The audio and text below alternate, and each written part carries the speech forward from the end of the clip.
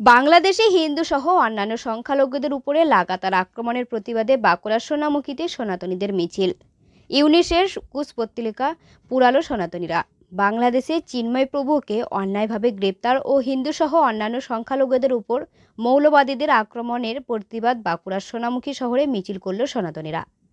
গতকাল বিকালে সোনামুখী শহরের বোর্ডিং মাঠ থেকে খোল করতাল সহযোগে সনাতনীরা মিছিল করে শহরের বিভিন্ন পথ পরিক্রমা করে। পরে মিছিল বোর্ডিং মাঠ সংলগ্ন এলাকায় উপস্থিত হয়ে বাংলাদেশের অন্তর্বর্তী সরকারের প্রধান মহ ইউনিসের কুশপুতুল পোড়ায় সনাতনীরা। এই মিছিলে অসংখ্য সনাতনী ছাড়াও উপস্থিত ছিলেন সোনামুখীর বিজেপি বিধায়ক দিবাকর ঘরামি। বিধায়কের দাবি, চিন্ময় প্রভুকে অন্যায়ভাবে গ্রেপ্তার করেছে, অবিলম্বে তাকে নিঃশর্ত মুক্তি দিতে হবে। একই সাথে সে দেশে লাগাতারভাবে সংখ্যালঘুদের উপর যে নির্মম আক্রমণ চলছে তা অবিলম্বে বন্ধ করতে হবে। বিধায়কের দাবি, এ দেশের সরকার বিষয়টি নিয়ে যথাসময়ে পদক্ষেপ করবে, কিন্তু যদি এখনই বাংলাদেশের সংখ্যালঘুদের উপর আক্রমণ বন্ধ না হয়, সেক্ষেত্রে আগামী দিনে এ দেশের সনাতনী মানুষেরা এভাবেই পথে নেমে আন্দোলন সামিল হবে।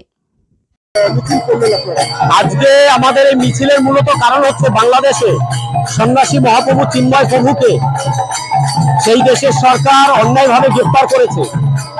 এত লজ্জাজনক ঘটনা যে চিন্ময় প্রভুর হয়ে যে সমস্ত আইনজীবীরা কোর্টে লড়তে যাচ্ছেন তাদের বাড়ি ভাঙচুর করা হচ্ছে, তাদের চেম্বার ভাঙচুর করা হচ্ছে।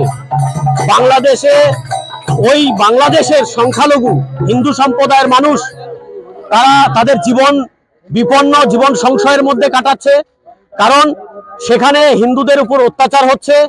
তার প্রতিবাদে আমাদের আজকে রাস্তায় নামা। আমাদের মূল দাবি, চিন্ময় মহাপ্রভুকে নিঃশর্ত মুক্তি দিতে হবে।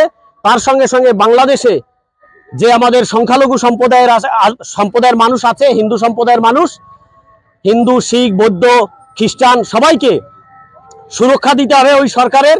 সেই দাবি নিয়ে আজকে আমাদের এই মিছিল।